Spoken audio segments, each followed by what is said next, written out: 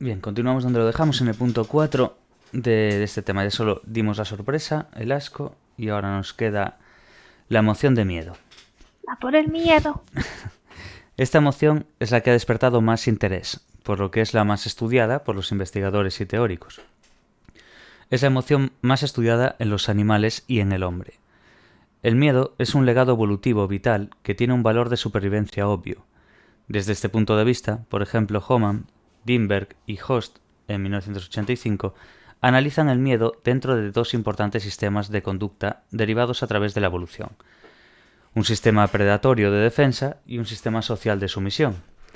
Desde esta perspectiva, el miedo opera a dos niveles: conducir a los organismos a distanciarse de los depredadores y promover la sumisión al miembro dominante del grupo. El miedo evolucionó para producir respuestas adaptativas, soluciones conductuales al problema de la supervivencia, cómo detectar el problema y cómo responder al mismo. Definición. Darwin, en su libro La expresión de las emociones en los animales y en el hombre, indica que la palabra miedo parece derivar de aquello que es repentino y peligroso. El miedo es un estado emocional negativo o aversivo, con una activación muy elevada que incita la evitación y el escape de las situaciones que amenazan la supervivencia o el bienestar del organismo. El miedo es una señal emocional de advertencia que se aproxima un daño físico o psicológico. El miedo también implica una inseguridad respecto de la propia capacidad para soportar o mantener una situación de amenaza. La intensidad de la respuesta emocional de miedo depende de la incertidumbre sobre los resultados. En términos generales, se puede decir que el miedo es una emoción producida por un peligro presente e inminente, y que se encuentra muy ligada al estímulo que lo genera. Hay que quedarse bien con esta parte que acabamos de decir, que en términos generales pues se puede decir que el miedo es una emoción producida por un peligro presente o inminente, y que se encuentra pues muy ligada al estímulo que lo genera. Hay que diferenciar la emoción de miedo de la ansiedad. Mientras que el miedo hace referencia a una emoción producida por un peligro presente e inminente, encontrándose ligado al estímulo que lo genera. La ansiedad hace referencia a la anticipación de un peligro futuro, indefinible e imprevisible, siendo la causa más vaga y menos comprensible que en el miedo. Por lo tanto, el miedo difiere de la ansiedad, principalmente por tener un estímulo elicitador identificable, como vemos en el capítulo 6, que veremos en más detalle. En el 7. Epstein, 1972, concluye que el miedo está relacionado con el afrontamiento, particularmente con el escape y la evitación. Sin embargo, cuando los intentos de afrontamiento fracasan, por ejemplo, porque la situación es incontrolable, el miedo se convierte en ansiedad. Desde el punto de vista de Epstein, el miedo es el motor de la evitación. Si no hay resistencia, externa o interna, el miedo apoya la acción de escape. La ansiedad puede ser definida como un miedo no resuelto o alternativamente como un estado de activación sin dirección específica posterior a la percepción de amenaza.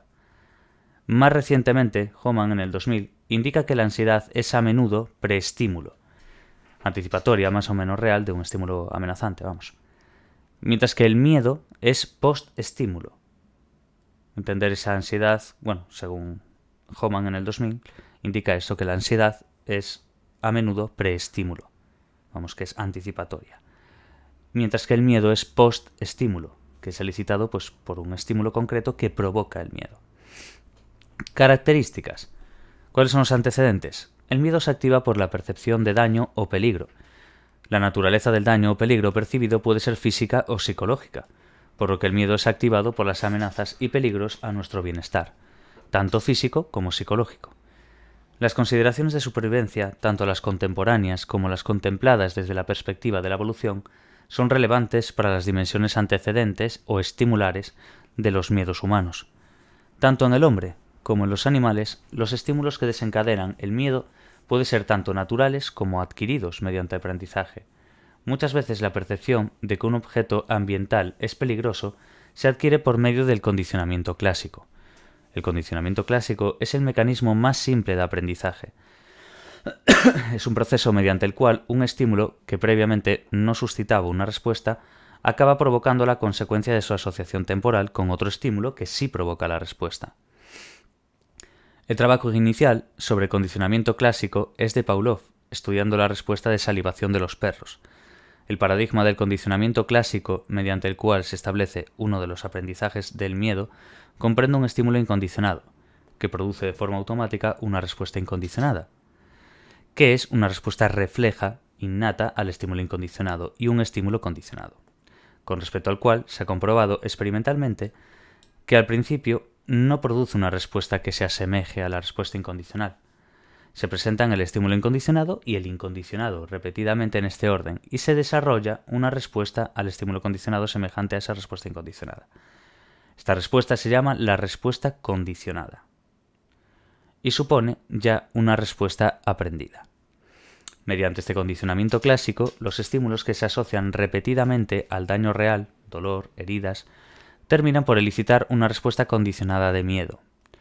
Algunos estímulos que provocan miedo también pueden ser adquiridos no solo por aprendizaje directo, sino también por aprendizaje vicario. Este proceso de aprendizaje puede ser un resultado de la observación, identificación con o sugestión indirecta a través de modelos, por lo que no es necesario que los sujetos tengan directamente experiencias con los estímulos que elicitan miedo para que desarrollen esta conducta. Las personas adquieren algunos miedos simplemente al observar a otros mostrando esta conducta asociada con un estímulo específico. Por último, la transmisión social a través de la cultura es otra vía de aprendizaje de estímulos elicitadores de miedo. El nexo común de todas las situaciones o estímulos que producen miedo es su capacidad para poner en funcionamiento en la persona que siente miedo su sistema de conducta aversiva, que proporciona la activación necesaria para evitar o escapar de la situación en cuestión. Este mecanismo es filogenéticamente muy antiguo, tal y como indica Hohmann en 1999. La activación rápida y automática de las respuestas de evitación se encuentra programada en la dotación genética de prácticamente todos los mamíferos, incluido el ser humano. Es una de las emociones donde es más difícil categorizar o clasificar los antecedentes que la elicitan, debido a la gran cantidad y variedad de estímulos que la desencadenan, de tal forma que cualquier estímulo puede desencadenar esta emoción en una persona determinada. No obstante, existen algunas clasificaciones, entre ellas las que se detallan a continuación. Por ejemplo, Bowley en 1973 señala que la causa de miedo puede ser o bien presencia de algo amenazante o la ausencia de algo que proporciona seguridad y confianza. Por ejemplo, en los niños, la presencia de la madre. Mayer, en 1974, propone la existencia de tres tipos de miedos. Miedo no comunicativo, que es el que se produce como consecuencia de seres no vivos. Miedo interespecífico, que se produce como consecuencia de otros animales. Y miedo intraespecífico, que es el que se produce como consecuencia de otros individuos de la misma especie. Entonces quedémonos bien con esto que dice Mayer de los tres tipos de miedos. Miedo no comunicativo, miedo interespecífico y miedo intraespecífico. Gray clasifica los estímulos que producen miedo en las siguientes 5 categorías generales. Intensidad, que es estímulos que elicitan miedo porque son muy intensos. Novedad, estímulos que provocan miedo solo porque son notorios y nuevos. Peligros evolutivos especiales, estímulos que se derivan de la historia evolutiva de las especies. Estímulos procedentes de interacciones sociales y, por último, los estímulos atemorizantes condicionados, que ya son estímulos que los animales y el hombre aprenden que son peligrosos. Algunos ejemplos de estos tipos de estímulos aportados por Gray y pertenecientes a las 3 primeras categorías son, en la categoría de intensidad, el dolor y el ruido.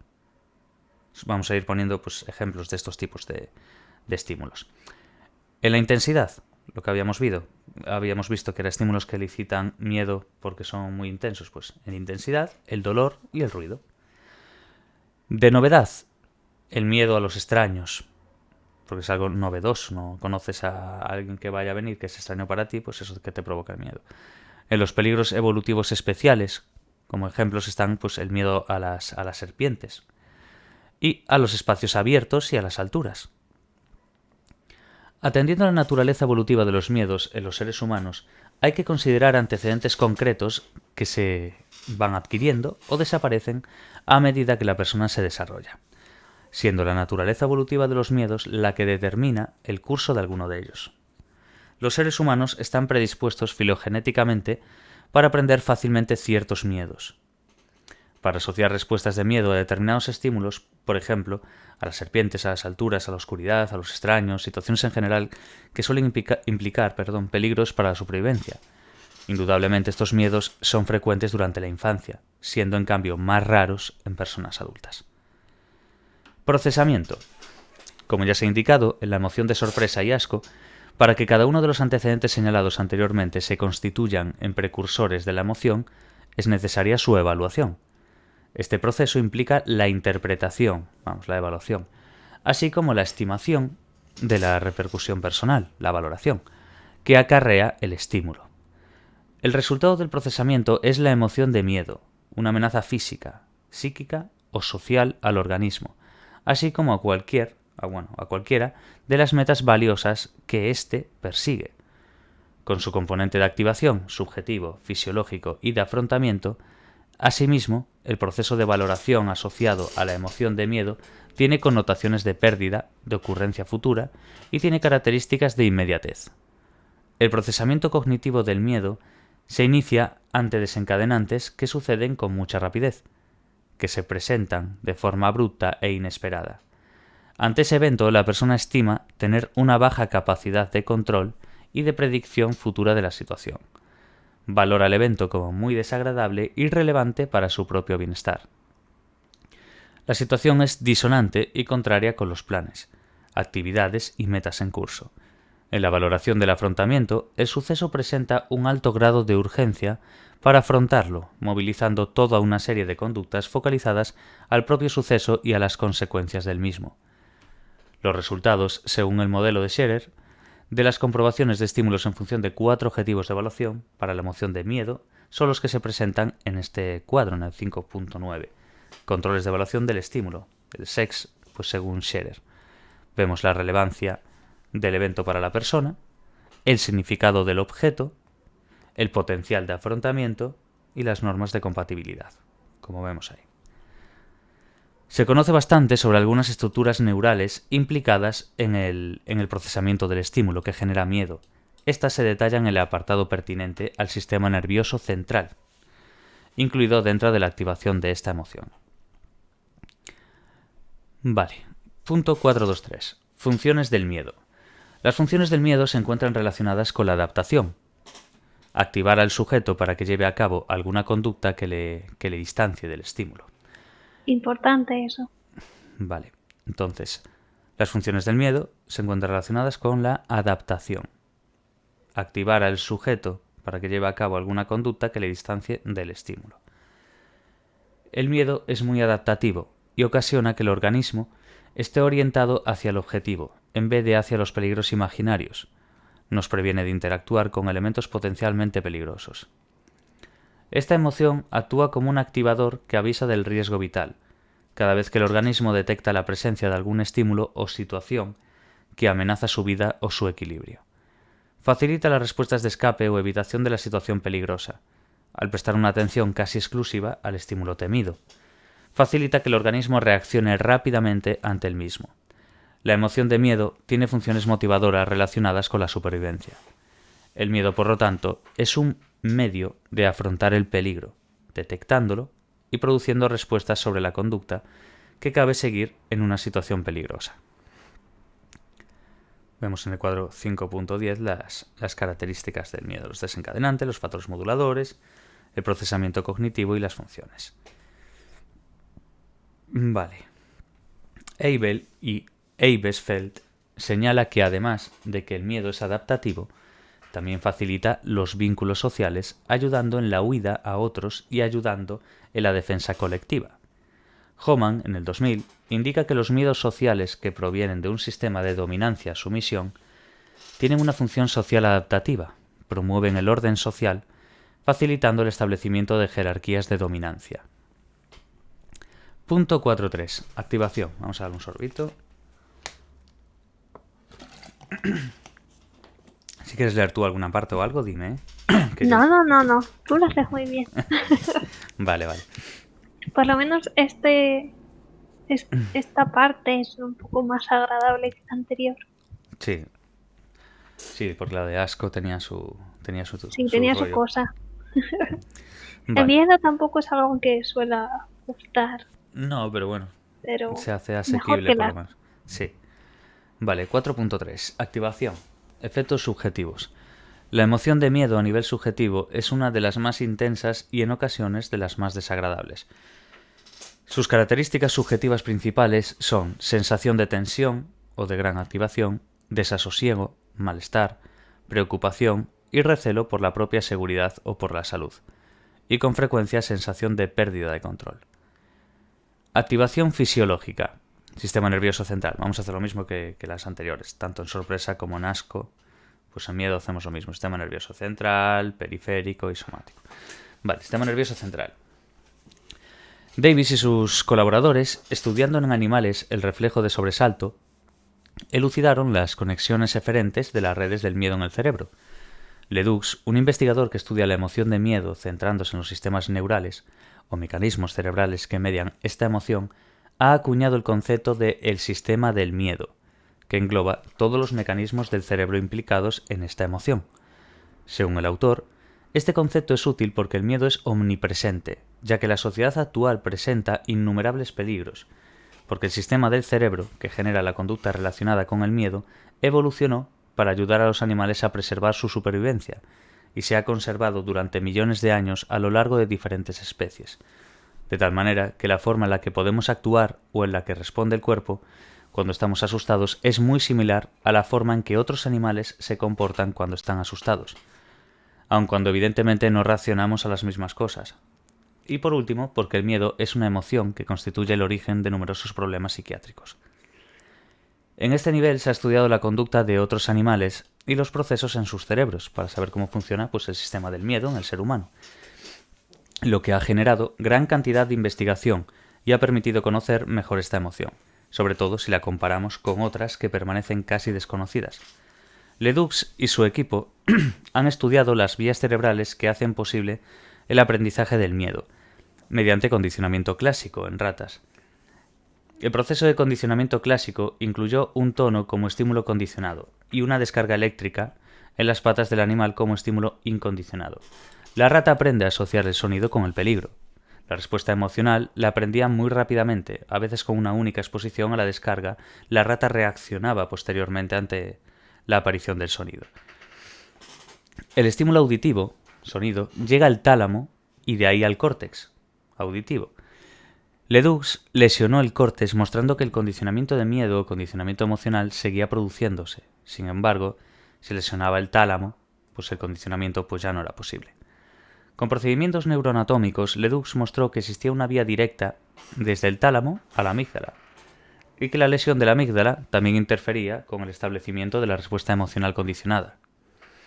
La amígdala recibe información sobre el mundo exterior directamente a partir del tálamo e inmediatamente activa una variedad de respuestas corporales. Esta vía directa es de procesamiento rápido y poco precisa.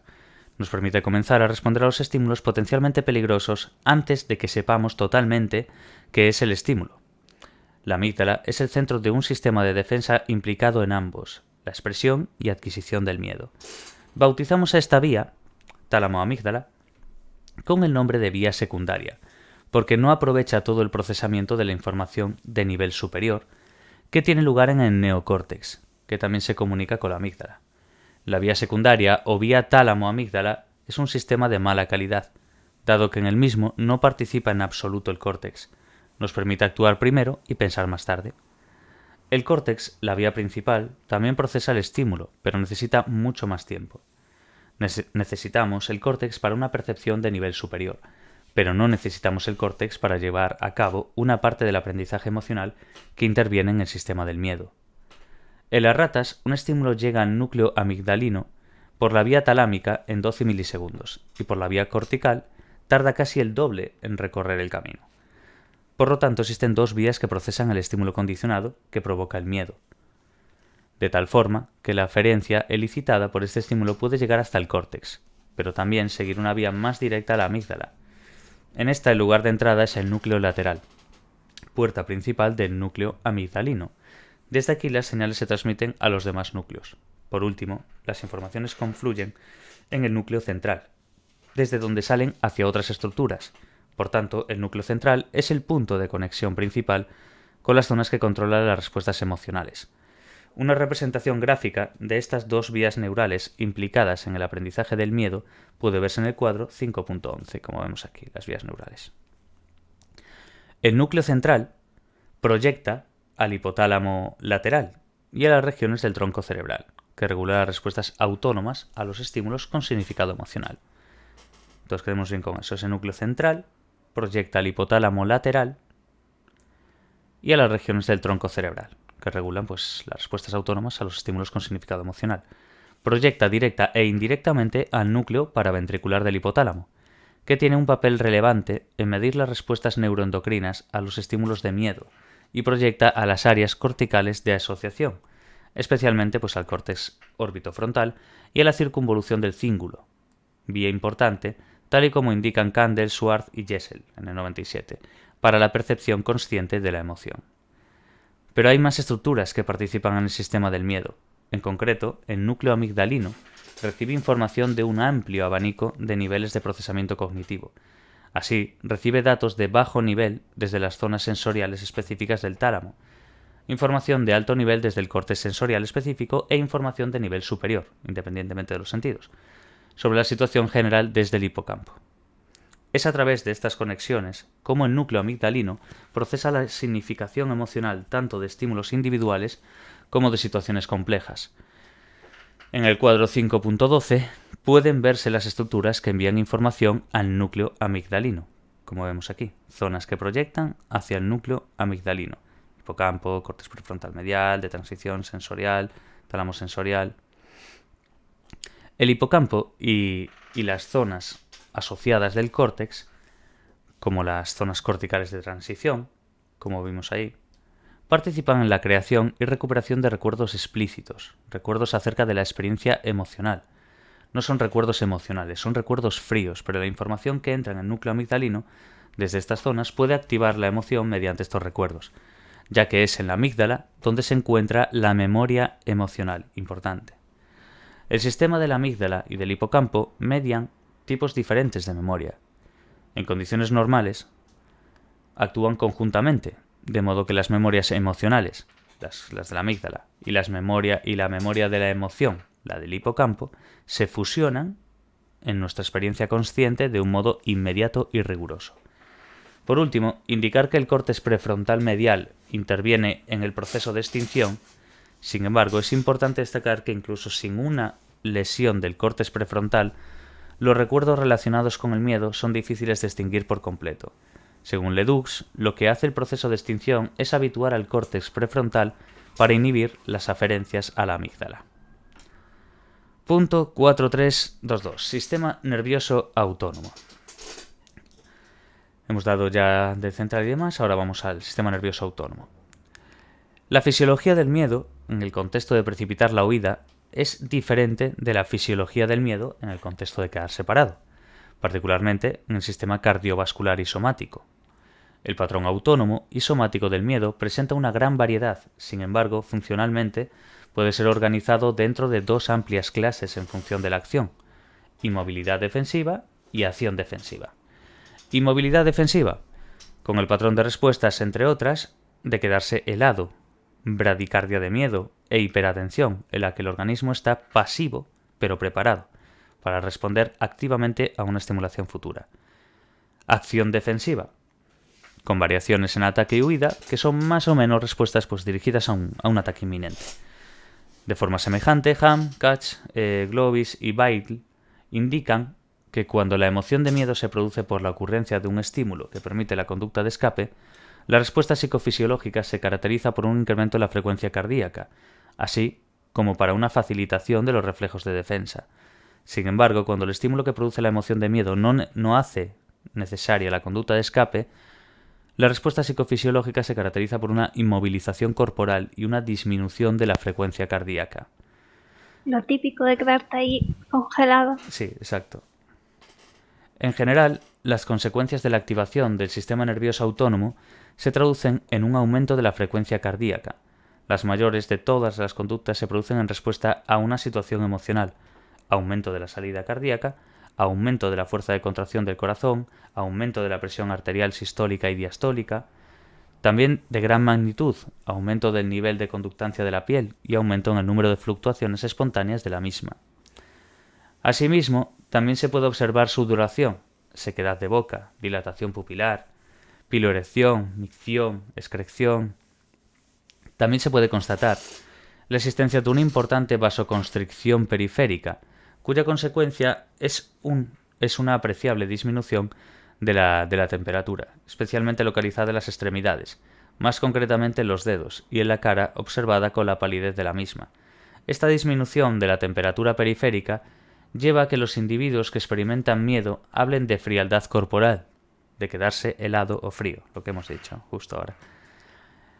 Además, el cerebro activa la liberación de los péptidos naturales de tipo opiáceo, sustancias muy similares a lo que sería la morfina, que bloquean la sensación de dolor. Esta reacción, llamada hipoalgesia, es un efecto remanente evolutivo que permite que un animal herido mantenga su avance. Y por último, Qué brutal eso. Sí, la verdad es que sí. Y por último, el sistema nervioso somático. Vamos a un sorbo de agua que me quedó seco. Vale. Punto 4323. Sistema nervioso somático. En la actividad del sistema nervioso somático principalmente se produce un aumento de la tensión muscular, que generalmente afecta a todo el cuerpo, y de la frecuencia respiratoria, acompañada de reducciones en su amplitud. Es decir, se produce una respiración superficial e irregular. En un primer instante, esta actividad rápida del sistema nervioso somático produce la sensación de agarrotamiento o paralización, pero inmediatamente este aumento de actividad somática proporciona el tono adecuado, bien para iniciar una conducta de huida o de ataque del estímulo o situación desencadenante de esta activación. Además, las investigaciones realizadas han mostrado que el miedo condicionado potencia el reflejo de sobresalto. Importante esto. El miedo condicionado potencia el reflejo de sobresalto. Este fenómeno ha sido ampliamente demostrado en experimentos con animales sobre miedo condicionado. El reflejo de sobresalto es una respuesta esquelético-muscular difusa que se produce después de estímulos intensos e inesperados. Se produce de forma semejante en muchas especies. Hay que señalar que el reflejo de sobresalto no es un componente específico del estado de miedo y puede ser fácilmente provocado en ausencia de miedo. El patrón complejo de respuestas de este reflejo consta de un conjunto de componentes aparentemente protectores que incluyen el parpadeo, movimientos de la cabeza hacia adelante, hacia atrás, subida y bajada de hombros, contracción de abdomen, elevación de los miembros superiores y flexión de los inferiores hacia el tronco. En el reflejo de sobresalto de toda la secuencia de movimientos, el primero, el más rápido y más estable, es el repentino cierre de los párpados. El parpadeo, que se produce por la contracción rápida del músculo orbicular del ojo, que está situado por debajo del ojo, esta contracción se produce de manera refleja entre los 30 y 50 milisegundos después del inicio del estímulo acústico repentino. En humanos, los primeros en investigar el componente de parpadeo del reflejo de sobresalto como una medida de la respuesta emocional han sido Brana, Spence y Lang. Un estímulo intrínsecamente aversivo, que elicita una respuesta defensiva de retirada, tiene entre sus componentes el reflejo de parpadeo. Lang y su equipo han demostrado cómo el reflejo de sobresalto aumenta si coincide de manera concurrente con una emoción negativa que elicita una disposición para una acción del mismo signo, evitación.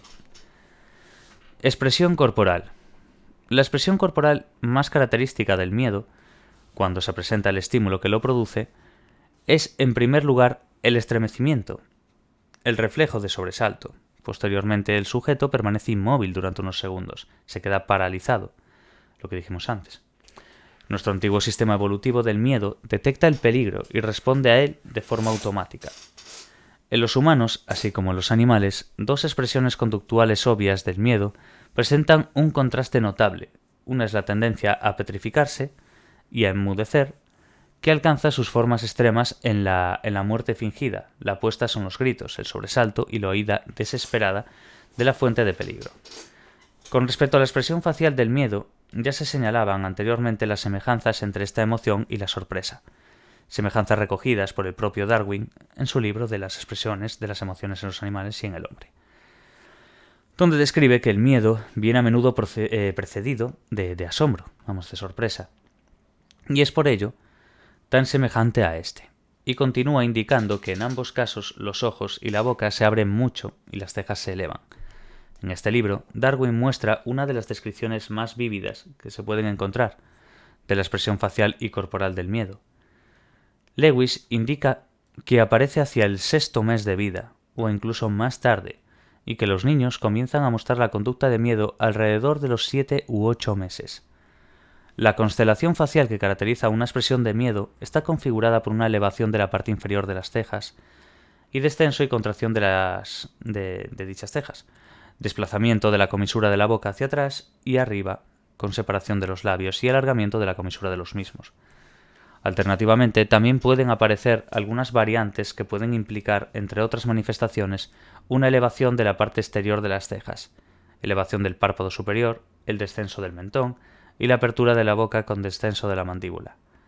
Los principales músculos responsables de esta expresión son el frontal, superciliar, piramidal, cigomático mayor, risorio, cuadrado de la barba, borla de la barba y orbicular de los labios. En el sistema de codificación que ya fuimos viendo en todos estos puntos, tanto de sorpresa como de asco como de ahora miedo, utilizamos el sistema de codificación de acción facial, el FACS, las unidades de acción que conforman esta expresión facial de la emoción de miedo, que son las siguientes. UA1, elevación de la parte inferior de las cejas, lo que fuimos dando. Descenso y contracción de las cejas, el 4, el 12, el desplazamiento de la comisura de la boca hacia atrás y hacia arriba, el 20, alargamiento de la comisura de los labios, 25, separación de los labios. De forma adicional, también podemos encontrar las siguientes unidades de acción. La 2, elevación de la parte exterior de las cejas. La 5, elevación del párpado superior. La 26, descenso del mentón. Y la 27, descenso de la mandíbula abriendo la boca. Una imagen de la expresión facial del miedo puede verse en el cuadro 5.15, que vamos a ver un poco más adelante, tomada por Abascal y por Choliz. Los resultados sobre los comportamientos expresivos informados por los participantes pertinentes a la emoción de miedo del estudio transcultural comentado en la emoción anterior y realizado por Sheridan y Walbot puede verse en el cuadro 5.13 que tenemos aquí, donde podemos apreciar los porcentajes que han sido informados por los sujetos sobre este comportamientos expresivos realizados ante la emoción del miedo. Vemos en negrita, como antes, también lo mismo. Dentro de la conducta de aproximación retirada, alejarse. Dentro de la conducta no verbal, lo que ya fuimos viendo también, expresión facial y otros cambios de voz. Dentro de las conductas paralingüísticas, vemos ahí las interrupciones en el habla y demás. Conducta verbal, pues lo que sería el silencio y las verbalizaciones cortas. En cuanto a la expresión vocal de la emoción de miedo, en situaciones de miedo extremo, pues puede existir una tendencia natural a emitir gritos de alta frecuencia o chillidos. En particular, pues el miedo tiende a ser asociado tanto con la elevación como con la variabilidad del tono. En el cuadro 5.14 se presentan algunos de estos efectos de la emoción del miedo sobre diferentes parámetros vocales. Como podemos ver, los diferentes parámetros como la fluencia, el número de sílabas por segundo, duración de la sílaba, frecuencias principales y prosodia, que vemos ahí media de desviación de rango y gradiente de ascenso y demás. Afrontamiento. El sistema del miedo, fuertemente conservado a través de la evolución, opera de forma rápida y eficiente, en algunos casos aún sin un conocimiento consciente del estímulo que lo elicita. En muchas ocasiones, sin embargo, una vez que es detectado el peligro y se han elicitado las respuestas automáticas de miedo, se necesitan acciones posteriores, requiriendo la redirección de los recursos atencionales con el abordaje de flexibles repertorios de respuestas hacia el estímulo dañino. Marx, en 1987, señala que las estrategias defensivas de los humanos son compartidas con especies muy distantes, y según él, hay 4 estrategias defensivas principales: retirarse, inmovilizarse, amenazar o atacar, y tratar de inhibir o desviar el ataque del otro. La respuesta de protección se manifiesta típicamente mediante la huida y retirada frente al objeto u objetos, o mediante respuestas que nos permiten encarnarnos con el objeto temido.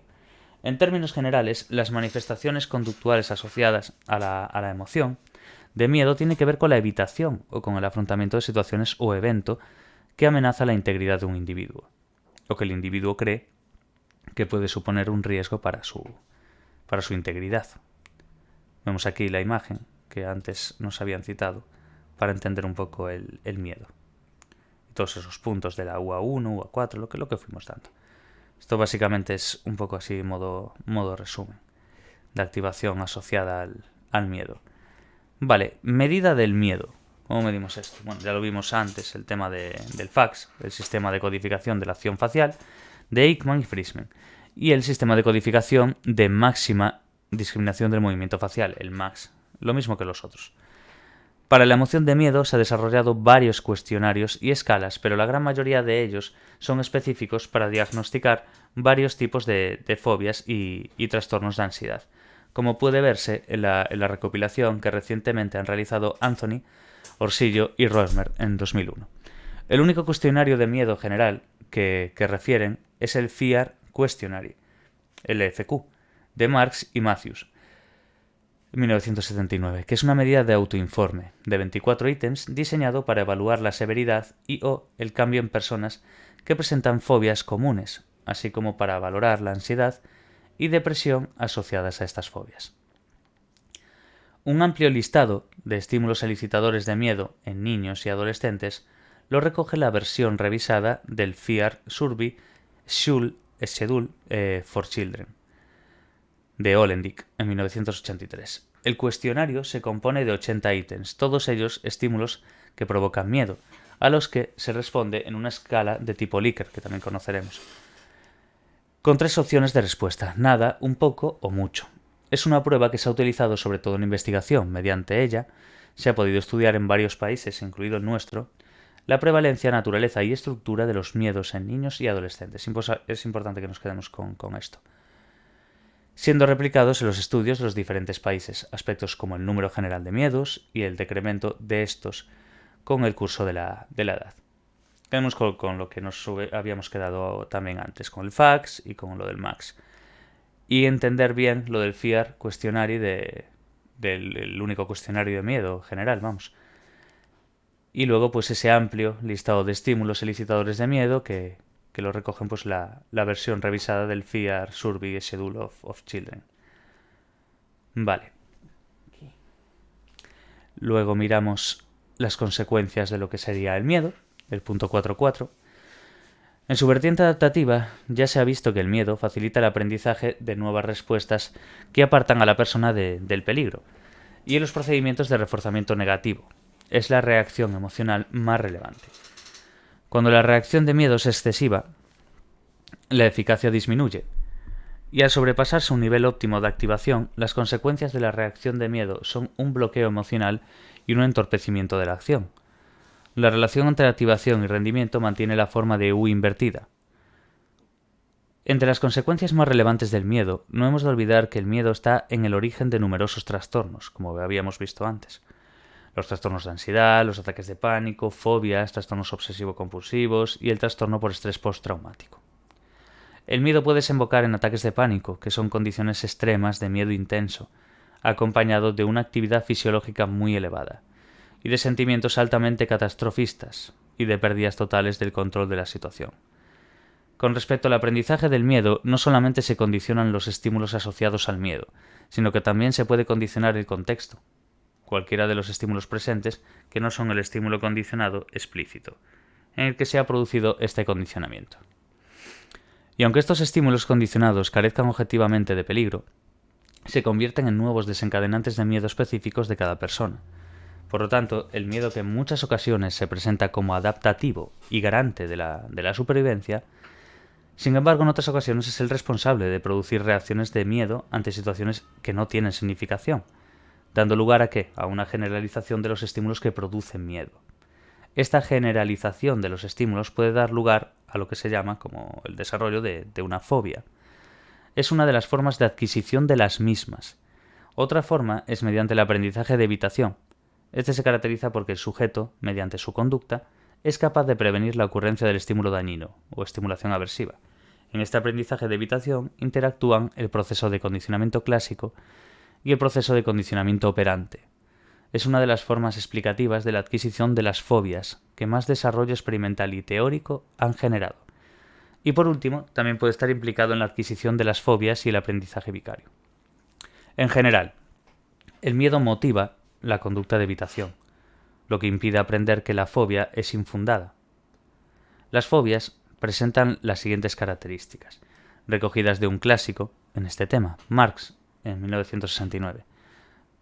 Punto A. Existencia de miedo desproporcionado en relación con el carácter amenazante de la situación.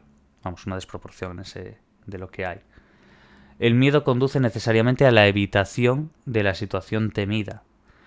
C. No existe una posible explicación lógica del fenómeno. La persona es consciente de esta irracionalidad. D. Sobrepasan el posible control voluntario y, en este caso, producen cierto grado de malestar o sufrimiento. Todas las características anteriores definen a las fobias, pero de entre ellas son muy relevantes las del miedo desproporcionado y las de evitación o escape. Está muy interesante esa última parte. Sí, como una simple emoción se puede volver contra ti.